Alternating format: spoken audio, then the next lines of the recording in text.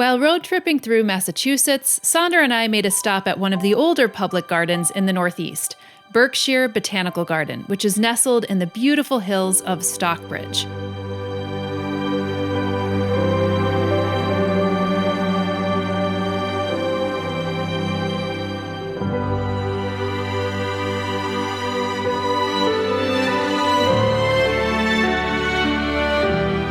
Now spanning 24 acres and home to over 3,000 species and varieties of plants, this garden actually mirrors the scale and diversity of what we're growing at Flock.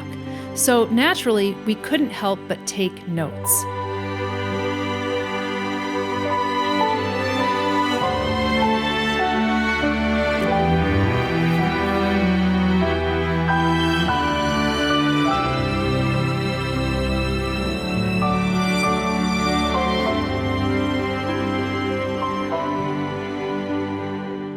Now, we were fortunate enough to get a behind-the-scenes tour from Director of Horticulture Eric Ruquist, who walked us through not only the stunning seasonal garden displays and historic buildings, but also shared exciting plans for upcoming changes to the greenhouses, buildings, and the overall layout. Now, whether you're a gardener, designer, or just someone who loves beautifully curated landscapes, what we discovered here is full of inspiration and a few unexpected surprises that gave us new insight and ideas into managing a space like Flock. So I'm here at Berkshire Botanical Garden. We actually happen to be passing through town, and I'm here with Eric. Tell me a little bit about your history with this garden and when you started. Oh, well, I've been here for 3.5 years. Okay, so relatively new. Fairly new, yes. And before that, I worked at Stonecrop Gardens. Which is a great garden. I got to get up there. Yes, so I worked there in 2 different times. First time where I was an intern and then became the curator of the flower garden collection. Then worked for Bunny Williams as her head gardener wonderful, yeah. for 14 years. Oh, wow, okay. So I was there for 14 years, and then I moved jobs to the Berkshires with the trustees of reservations during the renovation of Namkeg. Mm-hmm. So I was a part of that project. Then I went back to Stonecrop for 3 years and then found myself here about 3.5 years ago. Well, take us a little bit through the garden. We're not going to see all of it because how many acres is it? It's about 24. It's a little too much for all of us to actually go through. So we're going to hand select some items so that you all get a chance to really see this. But we're here in the opening. You want to tell us a little bit about what the opening gardens are all about? Yeah, so this is the Carol Tacon Welcome Garden. Mm-hmm. It did a little bit of transformation. One of my predecessors decided not to do the sort of heavy-duty tropicals and annuals that it once inhabited here, and more of a sustainable planting. So instead of like colocaceas and that kind of stuff, you know, transitioning over to like alliums, eutrochiums, other things. And it met sort of a little bit of resistance because like the eye-popping color wasn't here anymore. So I'm trying to sort of incorporate a little bit more of sort of pockets of color. I still do big expanses of tulips in the spring. Nice. And then they're replaced with annuals. So it blooms, it's a mirabilis, so it blooms for a nanosecond. And then it has this seed pod, which opens up to an absolute like plate-like back almost with one, like a bract, with one, and it's got one seed, and so almost, you know, that becomes more of the decorative part about this plant. And it's still understated because it's so small too. Yeah, you know, we have like funky alliums. That's a Schubertii. Yes, these are so cool. It looks like a set of fireworks have just gone off. We're still in the midst of planting this up, and so there's flats everywhere. Yeah, no, that's good. It's nice to see it in transition. You know, people get a chance to see, I mean, because as gardeners know, a garden is a process and everything. Yeah. Amsonias, which are really nice to see, give nice interest like 3 seasons out of the year, right? Yeah, so it turns sort of golden in the fall and that great texture. Look at these stones here. You all, throughout Connecticut and Massachusetts, I'm so impressed with the size of the stones. The marble valley. Unbelievable. And you have Amsonia even creeping up into the crevices. It's sort of predominant by the Cephalaria giganteas. These ones. So which has been self-sowing like crazy. It looks like they're going to take over. They have. Yeah. And they will. I'm constantly sort of editing them. But I love to garden that way, actually. It's sort of like put in self-sowers and edit. And then and now afterwards you're just you're smoking a stogie in the back and you're just like, let them do the work. Exactly. So this is Reseda luteola, which is, you know, not terribly showy, but like what a nice gesture it makes. And it's self-sowed, and it's a biennial. It's a dyer herb, so it produces a yellow dye. I have Cufea viscosissima seedlings coming through here. Okay. Which is like one of my favorite. It's actually a native to the east, probably more the southern. A native Cufea. Interesting. Yeah. Oh, that's interesting. And it gets to about this high and has sort of like a classic, kind of the bat face, purple on purple. And it's really beautiful and so easy. And it's been in this space for like 3 years now, and I don't have to plant it or sow it anymore, and it's just there, and I'm sort of juxtapositioning a little bit of tropical to just sort of break up that. And the rattlesnake master in the back, the one with the bluish glaucous leaves. Also self-sowing like crazy. And then the great. fennel, which for me, I know I've planted it at our place, and it just sows like crazy if you don't cut those seed heads off. Bronze fennel, but it's so beautiful and wispy and gives a nice contrast to like solid foliage. Yeah. We got a plant sale today. I don't want to see that. We have an annual Mother's Day sale, so those are sort of leftover from. Okay, well, Father's Day sale is coming up This too. is true. Dad sometimes we did just go on plants. discount, by the way. Okay, well, 30% membership to members, but we could do something for you. I'm almost out of space in the trunk. So this is what I was mentioning this before. Oh, wow. The ash on a rock. Wait, how do you not have emerald ash borer? Are you treating it for we this? do treat it, Okay, because wow, that's so cool though. Look at it. It's like almost melding into one another. It's the same color.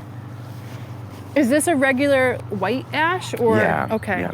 We did a Larry Wiener meadow across the street. Ooh, that'll be interesting to see. Yeah, it's not really doing too much right now. Yeah, it's a little early. Yeah. But there was a little controversy because we did use herbicide there. Yes, and so well, there was a lot of people do. For meadow making. Yeah. And so there was a lot of pushback about using herbicide, and I had a lot of people who wanted me to commit to running the garden completely organically, which I just wasn't willing to do because of things like this. Yeah. You know, and we don't know what's coming down the pike. We don't use a lot of chemicals, first of all. You'll see that. That's evidence. It's a lot of manual labor of removing weeds. A lot of burning weeds on the sidewalks. I need to see those callus on your hands, Eric. Exactly. But yeah, this was a great argument for not being organic because we do have to treat this. Yeah. And it is kind of an iconic thing. Right. We're a 91-year-old garden, so there is a bit of history. So this was a very special possession of our garden. So yeah, it's like how do you pick and choose at the end of the day? Yeah. So this is a cute little shed. Is that actually ancient or is it kind of ancient? I'm not sure what the history. I know that it's a maple sugaring shed. Oh, that's cool. So, you know, I mean, originally. Yeah, so and now it's our tool shed. The heat would come out of the top probably as the steam would come out. Wow, that is adorable. Yeah. I love seeing this because it feels so like it has a human touch. Right. You know, it's not super it's a modern. human touch leaning it backwards. It's kind of, and unfortunately, we are at phase 1 of a 4-phase master plan done for us by Nelson Bird Waltz. Okay. And I'm assuming a great architectural firm in the area. Yeah, he did.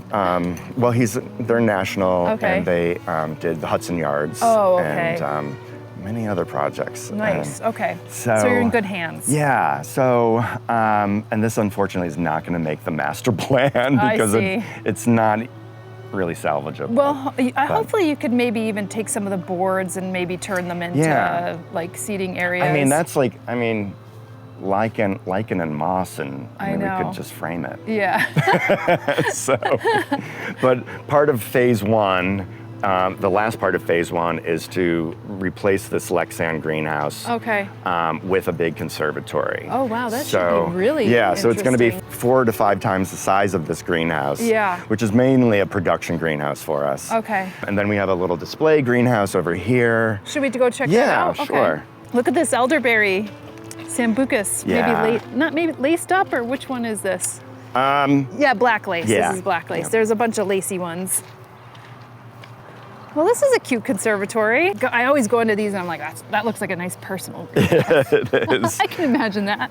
So in February, March, we have our spring bulb show in here. We're not open year round, but we do open for that period of time. It's a sort of a running joke from a video that I did for our website about how the bulb show is Berkshire Botanical's gift to the community. So that's become like this catchphrase. Yeah. But in the meantime, it's mostly, this year we did sort of half production. So this was filled with flats and seedlings, and then I sort of moved the bulk of the succulent collection onto this side. Well, this is really charming. Like, look at how you have like, I don't know if that's birch or whatever, but the birch to hide the heating. Yes, you know? exactly. Yeah, but it looks really charming.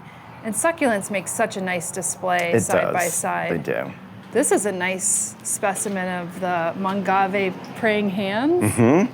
That's beautiful. It's a nice big specimen. Yes.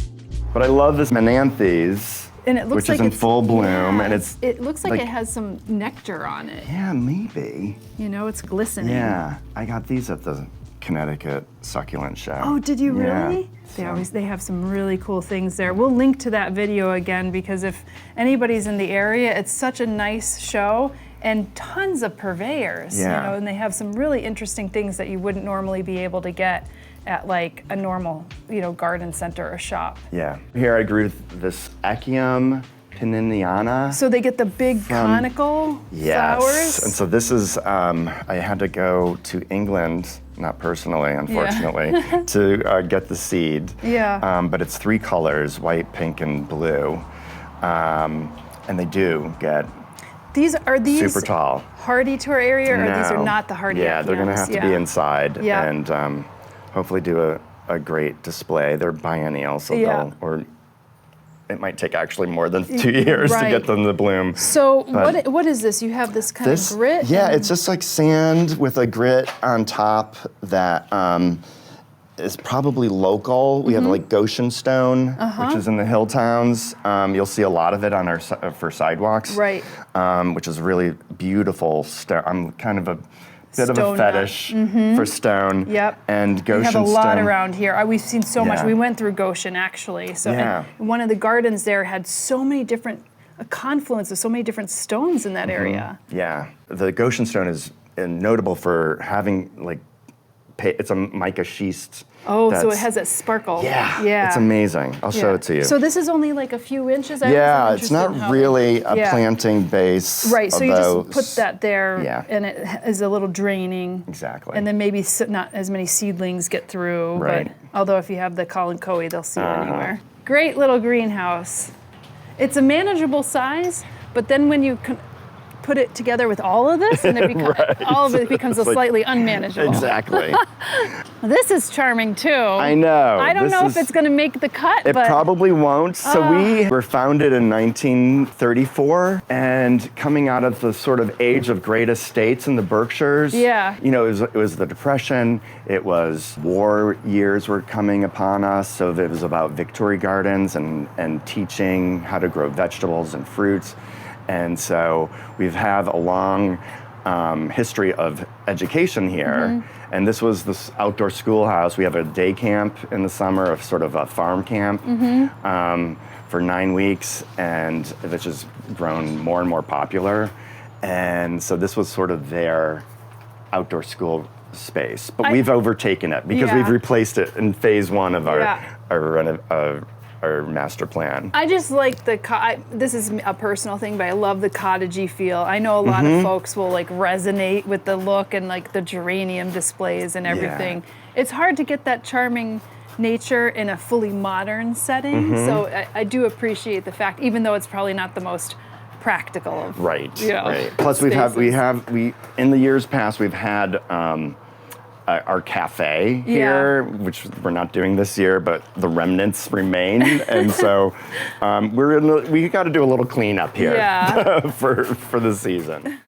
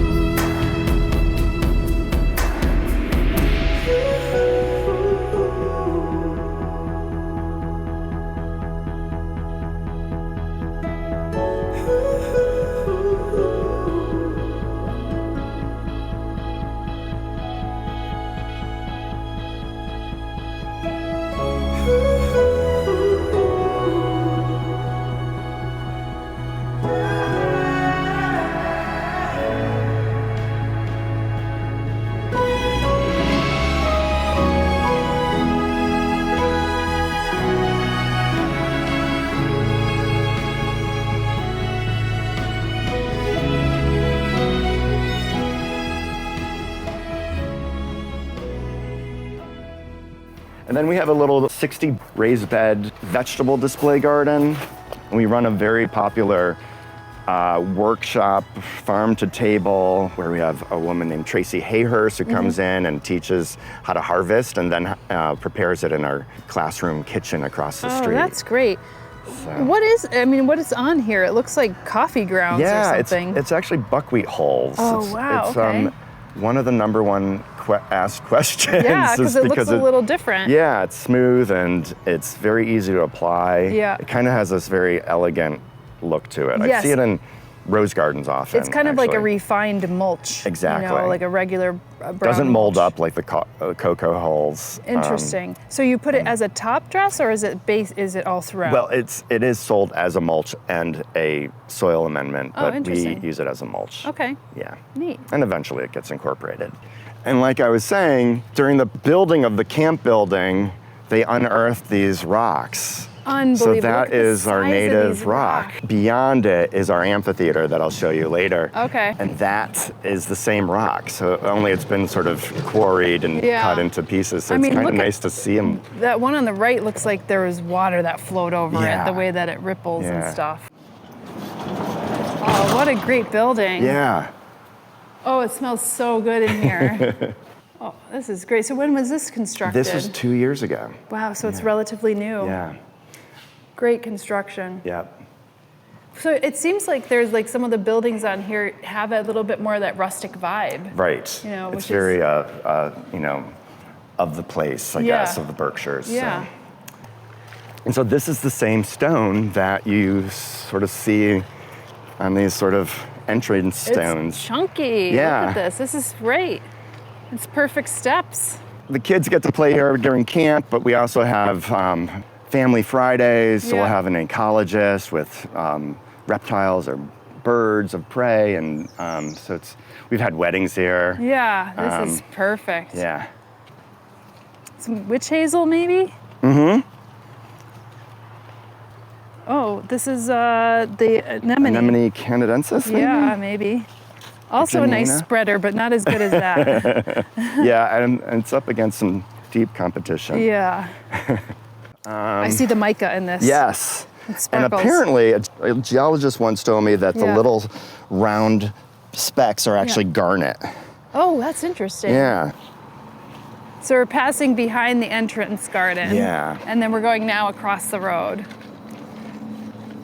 Exactly. And then Did it start on one area and then the other side came later? it actually started on the opposite side. On the opposite side, okay. And quickly, it was this property was acquired with a house for the director. Got it. And this was an early '80s addition. A passive solar greenhouse. Passive solar greenhouse. How well does it work? If it's super cold for like a week and it's cloudy, we need to turn on the electric heat. But see. otherwise, Way to be honest. these black barrels are filled with water. Yeah, so it releases heat slowly. Exactly. Like a thermal battery. And it does. It keeps it well above freezing for most of the winter. And then you have the white to reflect, probably. Mm-hmm. And this is absolutely, like, if you want to know, and this is, I do it in my head all the time, like, where's south? Yeah. This is absolutely due south. So I always reference the solar greenhouse when I want to know which. Exactly. At least they set it into the landscape correctly. Exactly. I have another fetish for scented pelargoniums. Oh, so wow. I've got a bit. See, I just did an episode and I was like, there's such an underrepresented houseplant. Yeah. So what's your favorite one? Fragrant frosty. Oh, what does it smell like? It's a rosy. Okay. But it's got this great variegation on the edge. Oh, It's nice. a pure white variegation. It's really beautiful. Might have one in the greenhouse. It might have whitefly though. But Hey, I was just trying to get a coconut one from another conservatory, but they're like, it has whitefly. I'm not going to get that to you. and then our South African bulbs, that, you know, if they timed right, Yes, we use they in could be a great our display. display Yeah. with our bulb show. Yeah. They're not dead. They're just dormant. Just sleeping. Ooh, lots of grass over here. Is this sporobolus? It is, yeah. It looks so good planted en masse. It is, yeah. So we did a renovation, I don't know, about 10 years ago of this building. It looks charming. That we I don't call know the what Center it is. House building. Yeah. It's one of the oldest buildings in Stockbridge, and it's now a gallery space. There's a Hort library.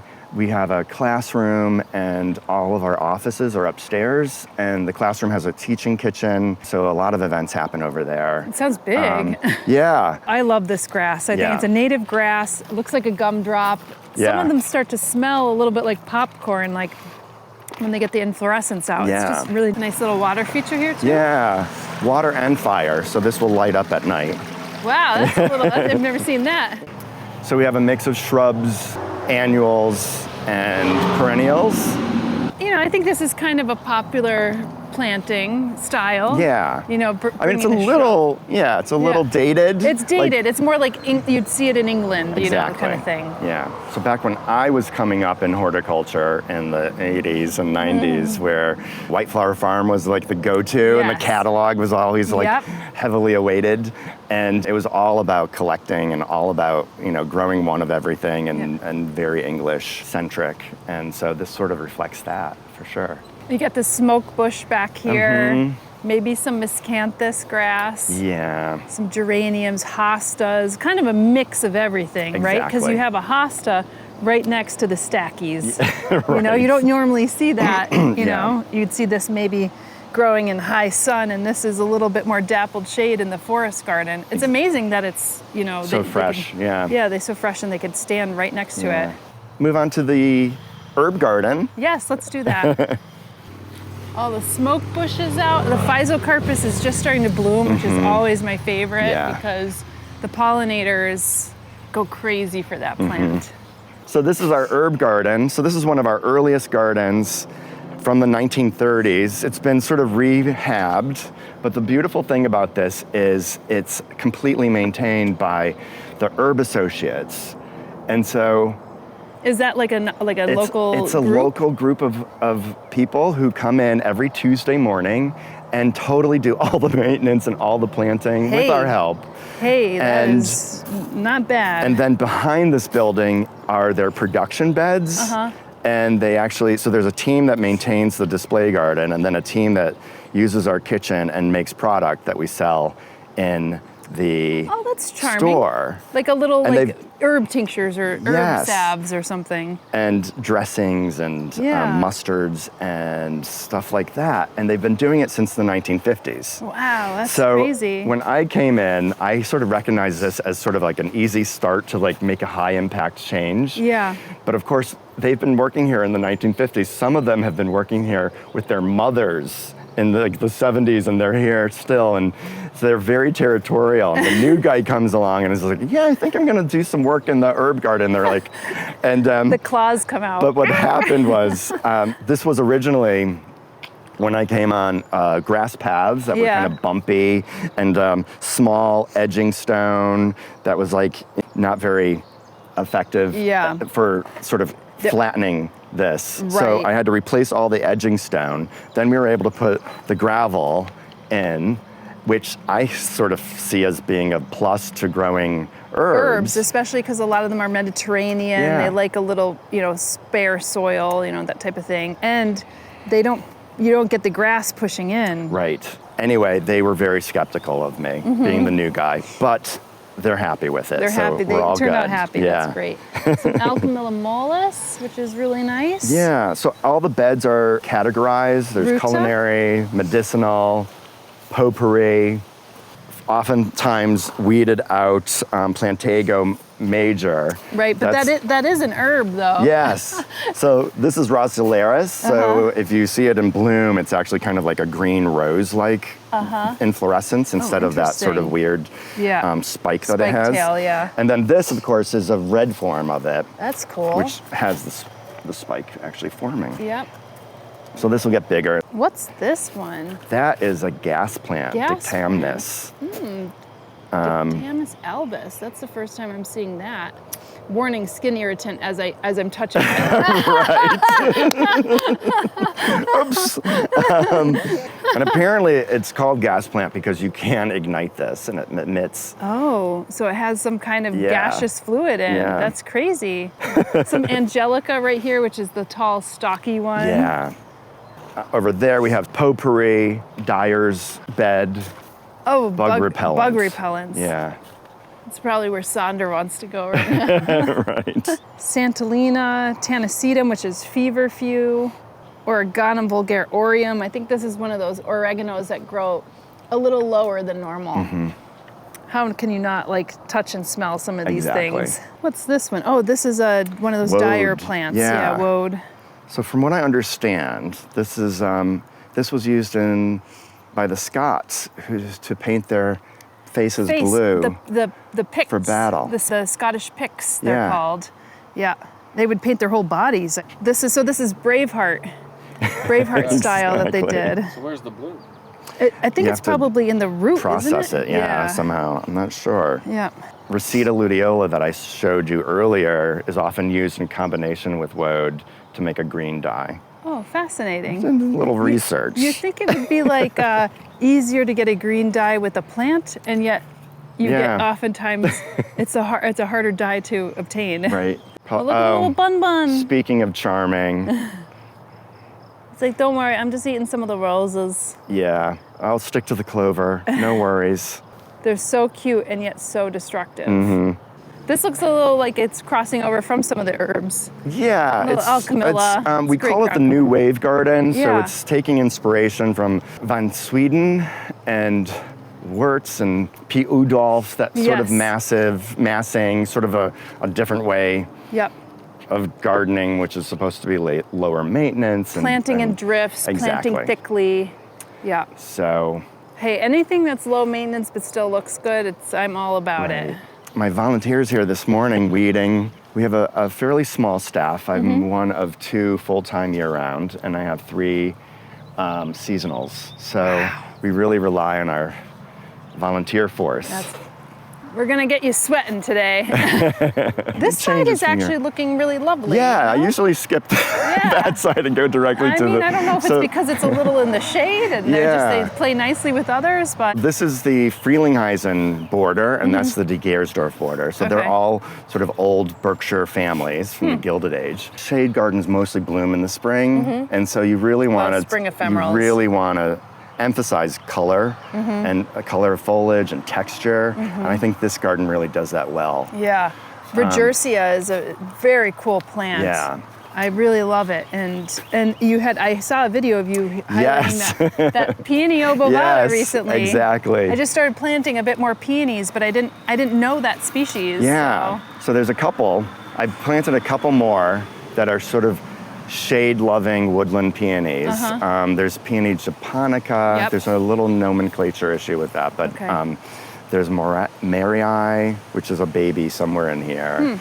And then there's the really great one is Peony obovata variety Wilmottii, which is a white blossom that it's just bigger, you know, and we love bigger. But they stand up quite nicely, unlike some of the more cultivated varieties that kind of like flag down. So you just sort of missed it, although it's blooming there. So it has a simple pink flower, which lasts for about a nanosecond if you get the right weather, especially. It does have these seed pods that get bigger throughout the season. Eventually, they open up and all the fertilized seed is purple, almost black, and the infertile seed is crimson. So it does double time in the garden, which is always sort of nice. Diphylla cymosa also does that. That's a native to like the southern I'm not familiar with that one. Which one is that? That's that big sort of umbrella. Okay, the umbrella plant. one in the back. So that'll have a purple blossom. It has a white shape. blossom with a purple berry later in the season. Got it. So it's always nice when you're designing a shade garden to think about berries or seed pods or interests beyond the spring ephemeral period. And your hellebores are still looking good. Yeah. You know, they kind of drop the flowers, but they hold on to those bracts like pretty good too. Are there other specific gardens of note here that you'd like to cover? Sure. I love these little sheds. Look at that green roof up there. Yes. Whether it was intentional or not, it's cute. It was sedum green roof. I'm now contemplating fern green roof. So this just got installed last fall. Oh, nice. And we did a little more installation this year with new additions. This will become a little seating area with a small fern library. Oh, so you can just sort of come in and read about the fern. You could even do like little pressed ferns on the wall. Yes, exactly. This is like probably one of the gardens that has the most kind of charming cottagey style, like rustic style pieces in it. Yeah. It'll be interesting to see what the new architectural firm does and if they kind of play up with that or not, you know? What's this one here? Yeah, so this is a Cimicifuga. Just, this gave me an opportunity to just do sort of weird things that wouldn't be natural in like a native woodland. Yeah. So, that's a great Cimicifuga. It's a beautiful variegation, you know. This came from Hillside Gardens in the hill towns of Massachusetts. And then that geranium phaeum is Raven. What's beautiful about it is that genus or species is that it goes from black to white and everything in between. Right. Well, it's interesting because a a lot of the phayums have some of them have that nice bronzy color to the leaf. But there is now some more Geranium maculatum, which is our native geraniums, and they have a couple more cultivars with a bronzy leaf and a darker flower, which is interesting, but I don't see it as frequently as the phayums. Right. So maybe it's all in due time. Yeah. And these were the primulas that well, it was originally here. Yep. And it's been a little overrun by Origeron. And then there's a beautiful Pacra moment back there that you just missed. And Pacra is very nice. It's another great spreading plant. Great ground cover. Yeah, and native. So absolutely guilt-free ground cover. A guilt-free ground cover. That's a good way of thinking about it. But there's a lot of guilt over here. It's right. like, I ate healthy but had the chocolate cake afterwards. Beautiful primulas right here, maybe in like an Alba or an apple or something like that. Yeah, I think it's apple blossom. Well, there is a lot to look at here, and it's a lot in progress. Yes. And, to have you and another person to be full time and kind of managing all of this. I mean, it's really incredible. I mean, it just is. And there's so many different things to look at, and a lot for the public to participate in and enjoy as well. So. Thank you so much. Oh, you're welcome. Thank you for coming. Absolutely. I had a good time. Good. We have plenty more public and private garden tours here on our channel, as well as the continued landscape and renovation work happening at Flock in the Finger Lakes of New York. So stay tuned here. We'll see you in the next episode.